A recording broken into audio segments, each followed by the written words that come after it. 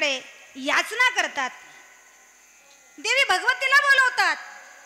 धाव घाली आई आता पाहतेस काही, धीर नाही माझे पोटी, झालो वियोग हिमपुटी.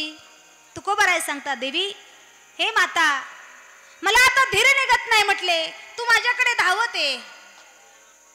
भगवान परमात्म्याला आपल्याकडे बोलवणारा माय बाप हा एकमेव संत आहे. वास्तविक भगवान परमात्म्याकडे असणारे भक्तांना जावं, भगवंताकडे भक्ताने जावं का भक्ताने देवाकडे यावं. मला बोलत चला बरं का, मला एकटीला कीर्तन करता येत नाही. तुमचा जर मला प्रतिसाद मिळाला तरच मला बोलता येईल, नाही तर मला बोलता येणार. मग तुमचा प्रतिसाद मला फार महत्वाचा आहे. या ठिकाणी सर्वांना मिळून आपल्याला कीर्तन करायचं आहे. जे खऱ्या अर्थाने कीर्तन आहे ते समजून घेण्याचं हे माध्यम आहे. खऱ्या अर्थाने ही दवंडी आहे. जे कीर्तन आपल्याला करायचं आहे एकांतामध्ये ते समजून घेण्यासाठी ही दवंडी आहे. म्हणून या ठिकाणी सर्वांनी मिळून आपल्याला कीर्तन करायचं आहे. कारण या ठिकाणी एकट्याचा हा खेळ नाहीये, या ठिकाणी सर्वानुमते हा असणारा खेळ करायचा आहे. याला एकटा कुणी जबाबदार नाही. या ठिकाणी सर्व मिळून आपला हा असणारा भगवंताचं चिंतन करायचं आहे. त्याचं कारण आहे, नवे हा खेळ एकल्याचा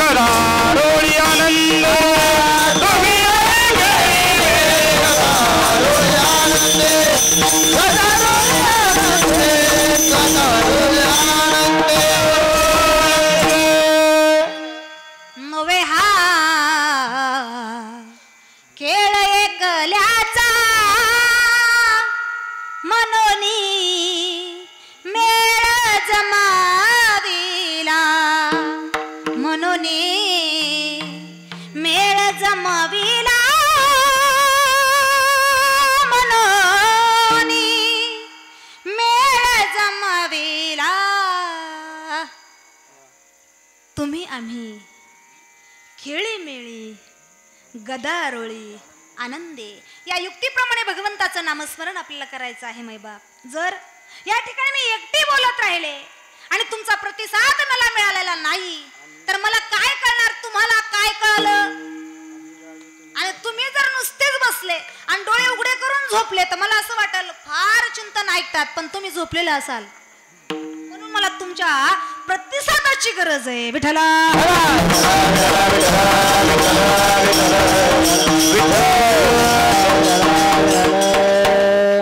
म्हणून भक्ताने देवाकडे जावं का देवाने भक्ताकडे यावं, काय मत आहे तुमचं? काय मत आहे तुमचं?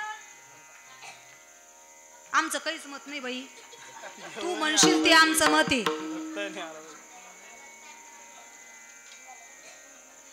आपण मंदिरात आलोय का देवी आपल्यापर्यंत आली? कस काय?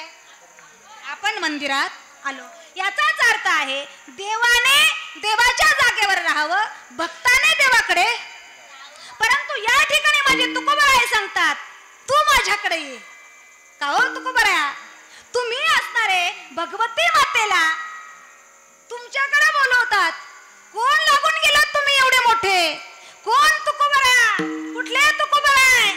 काय यांचा असणार एवढा मोठा अधिकार की देवाला असणार आपल्याकडे बोलवतात? विठ्ठला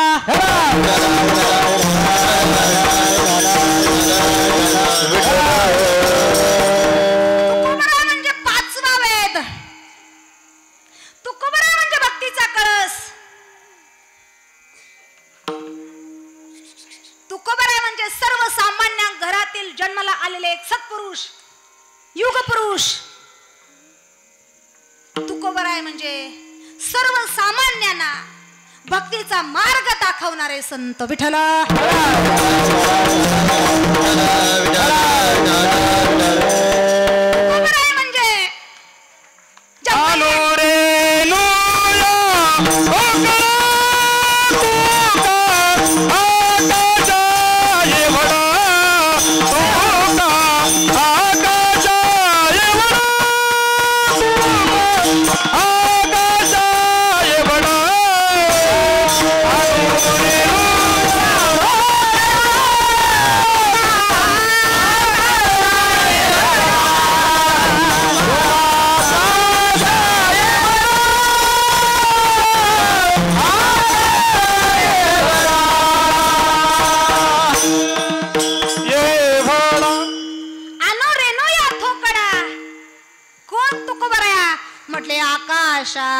एवढा तुका आकाशा एवढा कोण तुकोबरा ज्यांनी काट्याच्या काडीने ज्यांना मारावं आणि ज्यांनी मारावं कीर्तन केलंय म्हणून किंवा म्हैस गेली त्यांच्या शेतामध्ये म्हणून संध्याकाळी कीर्तनाला आले नाही म्हणून त्यांच्या घरी जाऊन त्यांचेच पाय चेपणारे ते तुकोबरा कोण तुकोबरा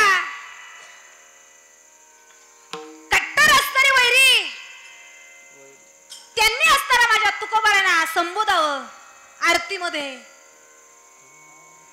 तुका विष्णू तुकिता तुलनेसी ब्रह्म तुकासी आले म्हणून या रामेश्वर चिरणी मस्तक ठेविले ते तुकोबराय विठला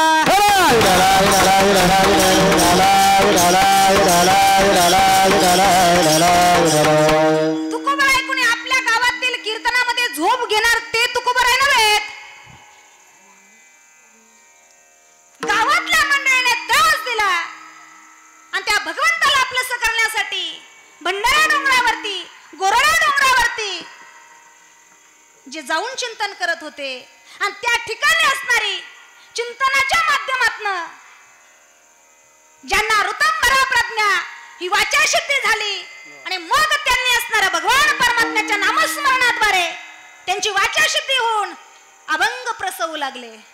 जे अभंग ज्यांनी लिहिले त्यांचं नाव आहे पांडुरंग परमात्मा.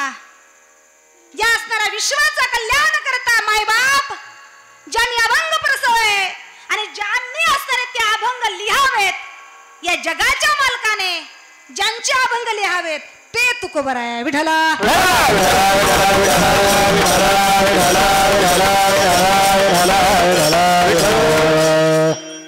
या तुकोबरायांचा अभंग आज या ठिकाणी आपण सेवेसाठी घेतलेला आहे आणि हा अभंग मायबाप स्वानुभवाचा त्यांचा आहे. स्वानुभव त्यांनी अभंगामध्ये प्रकट केलेला आहे.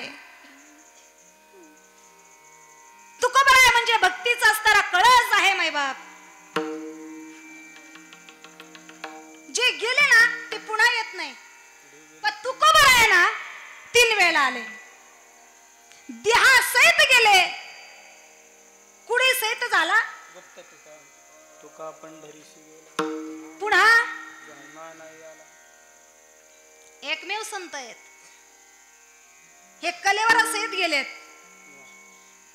अजून कोणी कलेवर सोबत घेऊन गेलेलं ते तुकोबराय आणि त्या तुकोबरायांचा अभंग आज या ठिकाणी आपण सेवेसाठी घेतलेला आहे आणि ते तुकोबराय तुम्हा आम्हाला उपदेश करण्याचा प्रयत्न करतात. आपल्यावर ते अवलंबून आहे त्यांचा उपदेश आपल्याला किती पचतोय किती पचनी पडतोय विठला.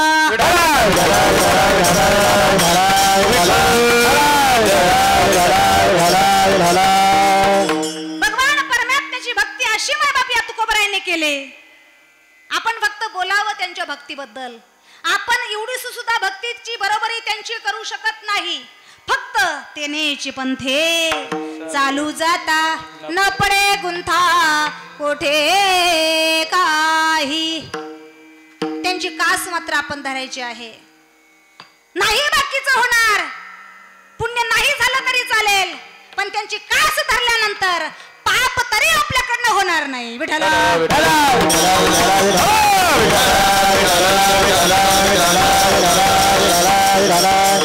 म्हणून असणारे माझे तुकोबराया भक्ती करतात ठीक आहे. भक्ती अनेक जण करतात ना. तुकोबरानेच केली असं थोडीच आहे. परंतु तुकोबराय भगवान परमात्म्याला माझ्याकडे ये म्हणतात. काय तुकोबरायांचा अधिकार असेल मायबाप? का तुकोबरायांना भगवती मातेकडे जाऊ वाटत नाही? का तुकोबराय भगवती मातेला आपल्याकडे बोलवतात? त्याचं कारण आहे त्याचं कारण आहे, भगवान परमात्म्याची भक्ती ज्याने केली ना, तर भक्तीमध्ये जो समरस झालेला आहे, भक्तीमध्ये जो समरस झालेला आहे, त्याचा शरीराचा त्याला विसर पडतो. आणि ही अवस्था माझ्या तुकोबरांची झालेली आहे. शरीराचा विसर पडलेला आहे, शरीर नाही आहे अशी त्यांची अवस्था झालेली आहे. म्हणून माझ्या तुकोबरांनी त्या भगवती मातेला विनंती केली, देवी मला तुझ्यापर्यंत येता येत नाही, आता तू माझ्याकडे धावती अभंगाचं पहिलं चरण. धाव घाली आई, धाव घाली आई,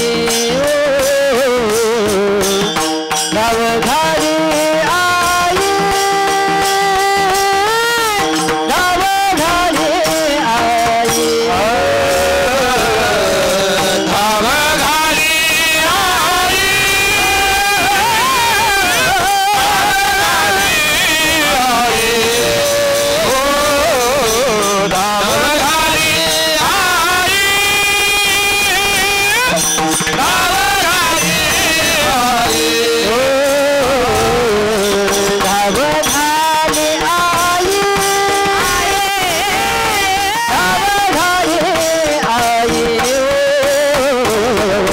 धाव घाली आई,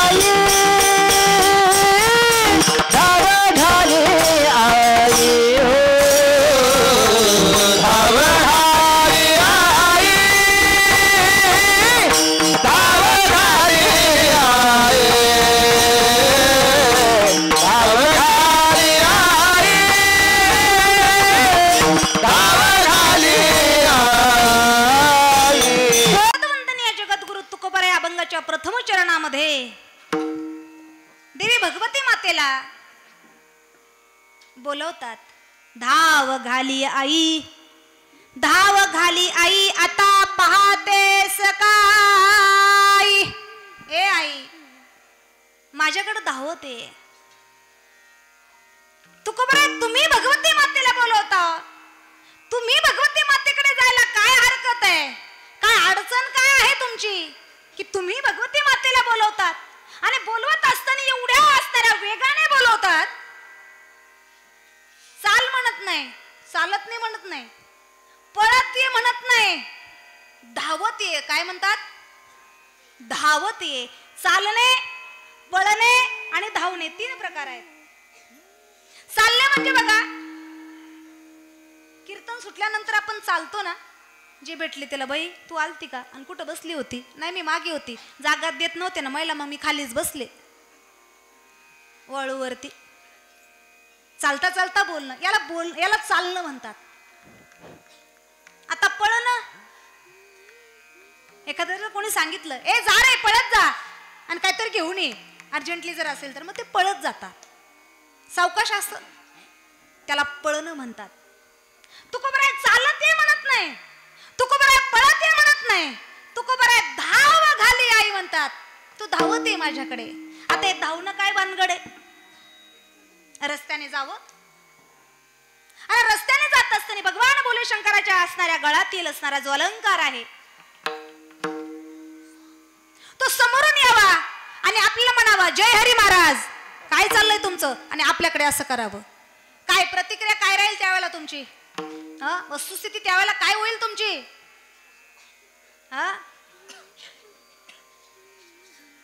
कशी म्हणजे आपण म्हणणार का महाराज काय नाही बरं आत्ताच कीर्तनावरून आलो, काय चहा घेणार का कॉफी, असं म्हणू का आपण त्याला?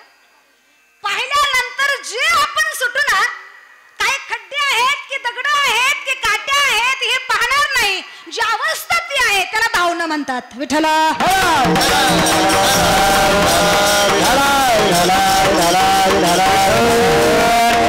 एवढ्या वेगाने तू माझ्याकडे ये, तुकोबरा भगवती मातेला आवाहन करतात.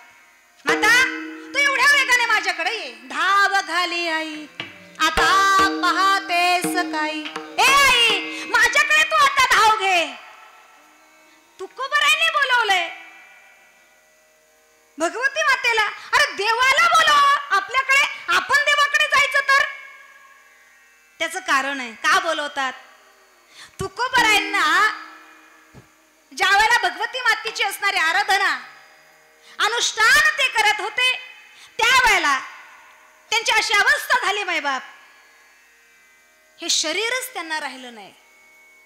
हे शरीर त्यांचं राहिलं नाही. बघा तुकोबारायांचंच एक अभंग आहे. झाला प्रेतरूप शरीराचा भाव, लक्ष्यला ठाव स्मशानीचा.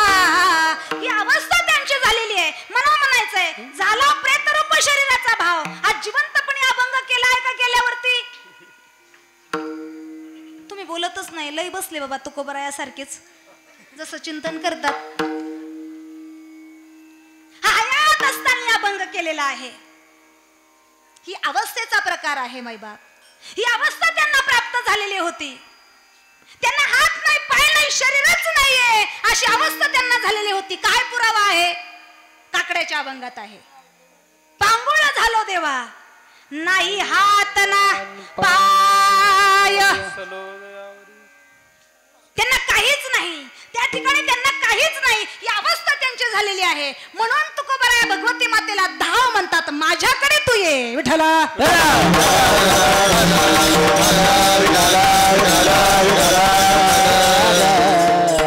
तुम्ही म्हणसाल असं होतं का अवस्थेमध्ये?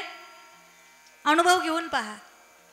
वरिष्ठ श्रेष्ठ महात्मे या ठिकाणी बसलेले आहेत. ज्याने भक्ती केली मायबाप, जो खरा साधक आहे, त्याला ही अवस्थेची प्रचिती येते. परंतु या अवस्थेला असताना, बसत असताना त्याची बसण्याची नियमावली आहे. जी भगवती माता आहे, जी जगदंबा माता आहे, तिला जर प्रकट करायचं असेल आणि ती अवस्था जर आपल्याला भोगायची असेल, 3.5 तास बसावं लागेल. किती तास? एका जागी निर्विकल्प असणाऱ्या त्या समाधीमध्ये. त्यावेळेला ती जगदंबा जागृत होते. विठ्ठला हात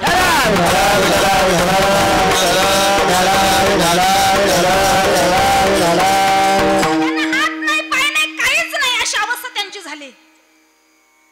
ब्रह्मानंदी लागली तारी, कोण देहात संभाळी, कोण देहात संभाळी, कोण देहात संभाळी.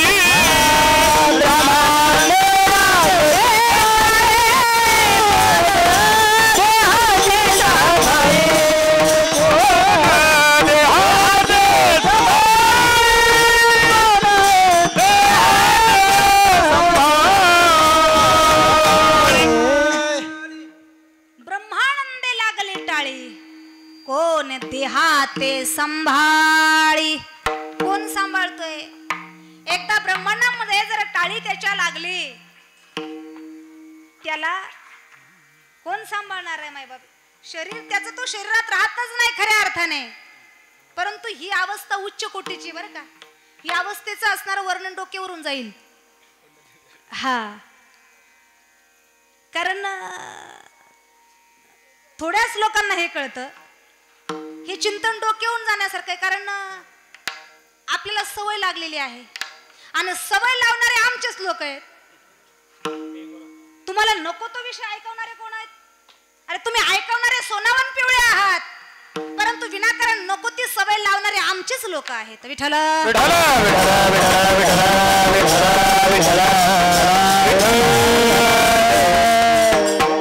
असं चिंतन जर केलं ना तर लोकांना झोपा येतात. काय म्हटलं त्यांनी, काय सांगितलं रात्री, का मग कळलंच नाही.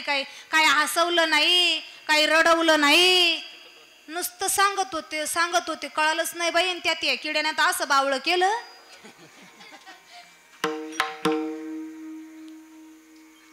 ह्या 10-12 जणी ना, यांची अशी सारखी अवस्था चालू आहे बरं का.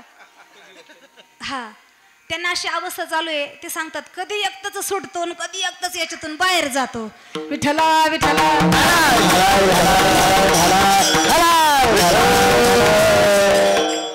इथं गोड तेलामध्ये पेपर बुडवून जर बांधला ना, तर मला असं वाटतं थोडं कमी पडल. ते एखाद्याच्या घशात जर अडकलं तर अवघड होईल. विठ्ठला विठ्ठला.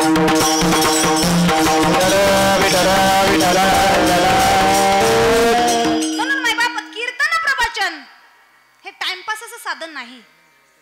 अरे कीर्तन प्रवचन तो जिंदगी का फैसला है, टाइमपास नाहीये. का कीर्तन करावं माय बाप? का कीर्तनाला यावं? सासू सुनाच्या असणाऱ्या गोष्टी ऐकण्यासाठी आपण या ठिकाणी 2 तास बसतो का? एवढा मोठा खर्च, हा का कीर्तन ऐकावं? माय बाप, या कीर्तनामधनं एक असणारा शब्द असा सोबत घेऊन जावा का त्या शब्दाने या जीवाचा पालट व्हावा. विठ्ठला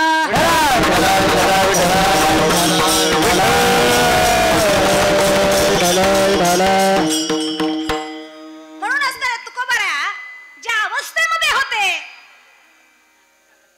त्या अवस्थेमध्ये भगवती मातेला ते बोलत होते आणि सांगत होते, माते मला तुझ्यापर्यंत येण्यासाठी येताच येत नाही, मला हातपायच राहिलेले नाही. दृष्टांत देईल म्हणजे तुमच्या लक्षात येईल. एखाद्याला एकच मुलगा असावा आणि तो मुलगा बाहेर गावी गेलेला असावा आणि येत असताना त्याचे वडील शेतामध्ये काहीतरी काम करत असावेत आणि ते काम करत असताना मुलगा येतोय, गाडीवरती मुलगा आहे आणि मुलगा येत असताना त्याचा ऍक्सिडेंट होऊ नये पण झाला. आणि ती बातमी फोनवरती असणारी बापाला कळाली. बापाला कळल्यानंतर तिथे एक दोघ जण उभे होते. बापाने ते बातमी ऐकली की बाबा तुमच्या असणाऱ्या मुलाचा ऍक्सिडेंट झालेला आहे आणि तो या ठिकाणी रोडवरती पडलेला आहे. बाप उभा होता तो जागेच बसला. जवळच असणारी 2-3 मंडळी होती. त्या लोकांनी सांगितलं, म्हटले महाराज जाऊ चला आपल्याला जायचंय. त्या मुलाच्या वडिलांचे शब्द आहेत. म्हटले आता मला उठवत नाहीये का? माझे हातपायच काम करत नाही. काय म्हणतात ते? का बरं त्यांचे हातपाय काम करत नसतील? त्यांचा असणारा जो जीव आहे, जो प्राण आहे, जी आसक्ती आहे, जो जिव्हाळा आहे, तो कुठे गेलाय? त्यांचा मुलगा जिथं आहे मुलापर्यंत जाऊन तो पोहोचला, त्यांच्याजवळ शिल्लक काही राहिलं? जसं त्यांची अवस्था आहे तीच अवस्था माझ्या तुकोबारांची आहे. भगवती मातेकडे असणारा सर्व त्राण त्यांचा गेलेला आहे. म्हणून माझे तुकोबाराय सांगतात, धाव घाली आई आता पाहते सकाळी. ए माते मला तुझ्यापर्यंत येता येत नाही, आता तूच माझ्याकडे ये. माते जर तू आता माझ्याकडे आली नाहीस तर मला असणारा तुझ्याशिवाय आता धीर निघत नाही. अभंगाचं दुसरं धीर नाही माझे पोटी, धीर नाही माझे पोटी, धीर नाही माझे पोटी,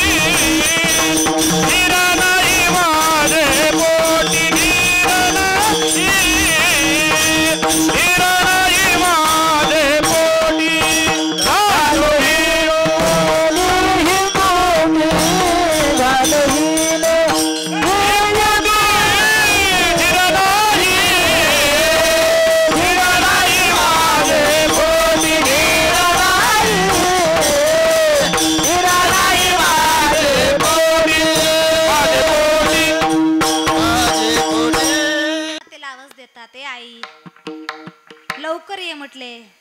आता मला धीर निघत नाही. तुझा विरह मला आता सहन होत नाही.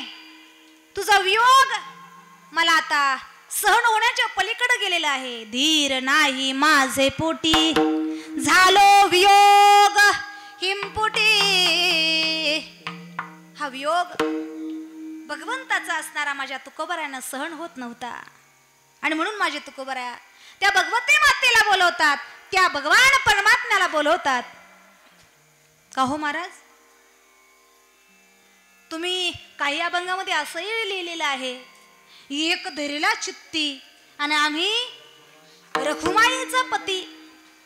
मग जर तुम्ही एकच असणारा चित्ती धरलाय, मग तुम्ही भगवती मातेला किंवा त्या आईला का आराधना करताय? तिची आराधना तुम्ही का करता? तुम्ही एकच चित्ती धरलाय ना, मग दुसऱ्याच्या चरणाला लागायचं काय कारण? विठ्ठला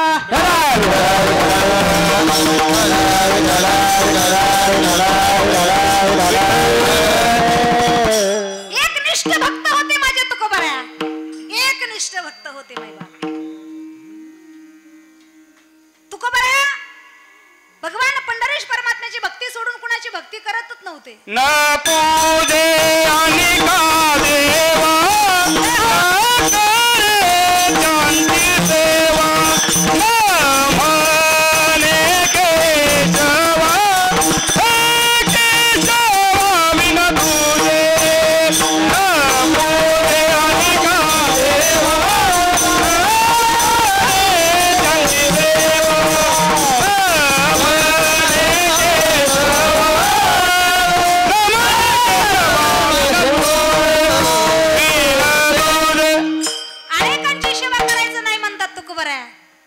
भगवान पंढरीश परमात्मा सोडून मी अनेकाची कुणाची सेवा करणार नाही, कुणाला शरणांगती मी पत्करणार नाही असे म्हणणारे तुकोबराया.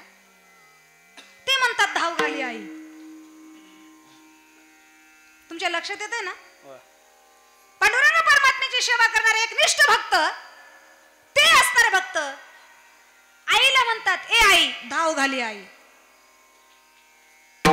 एकनिष्ठच होते माय बाप. देव आणि देवी दोन नाही एकच आहे. जसा त्यांच्या पोटामध्ये भाव निर्माण होत होता तसा भगवान परमात्म्या समोर ते व्यक्त करत होते. एका अभंगामध्ये त्या असणार पांडुरंग परमात्म्याला विठाबाई म्हटलेलं आहे. ये ग विठाबाई माझे पंढरीचे आई, भीमा आणि चंद्रभागा तुझे चरणेची गंगा. त्या पांडुरंग परमात्म्याला माझ्या तुकोबरायांनी बाई म्हटलंय, कारण जसा पोटात भाव आहे तसा भाव व्यक्त होतो मै बाप साधू संतांचा. अरे देवाला नावाशिवाय घेणं नाही, देवाला नात्याशी घेणं नाही, देवाला त्याच्या भावाशी घेणं आहे.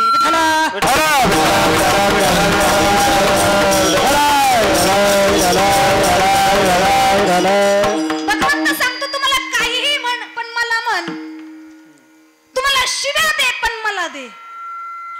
शिशुपालानं का भक्ती केली होती?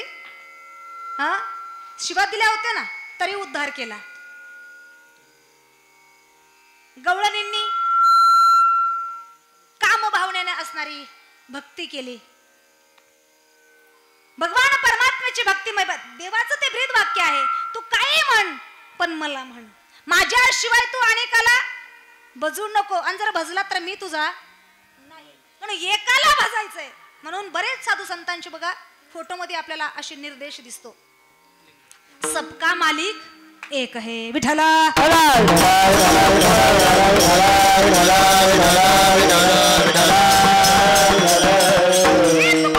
सांगतात माय बाप भगवान परमात्म्यावरती असं प्रेम करावं, असं प्रेम करावं, त्या भगवंताला विवश होऊन तुम्ही त्याच्याकडे जाण्याची गरज नाही, त्याने तुमच्याकडे यावं, हा अधिकार आपण प्राप्त करावा. हे शिकवण देणारे तुकोबराय आहेत विठला.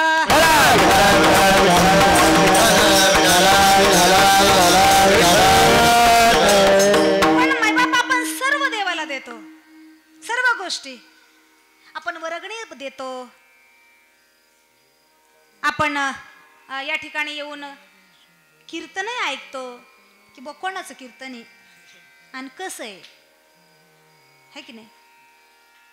पण ते कीर्तन कुठल्या भावनेने आपण ऐकावं हे म्हटलं मात्र आपल्या डोक्यात नसतं. भगवान परमात्म्याचं मत आहे, अरे भक्ता तुला काहीच देता येत नसेल तर अजिबात देऊ नको, पण तू मला प्रेम दे, कारण मला त्याचा थोर प्रेमाचा भुकेला, थोर प्रेमाचा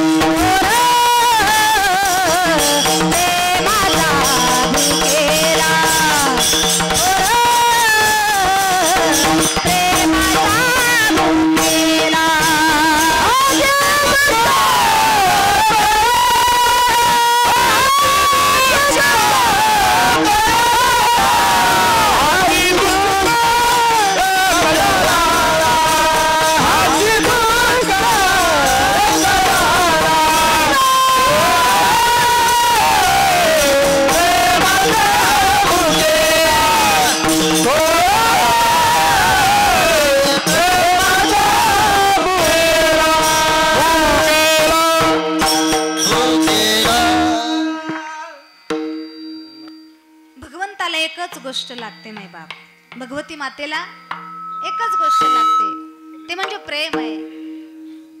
कारण त्याच्यासाठी तो भुकेला आहे. अरे त्याच्या जवळ सर्व ऐश्वर्य आहे.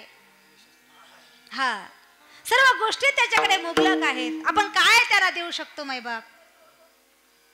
त्यानेच आपल्याला हा जीव दान दिलाय.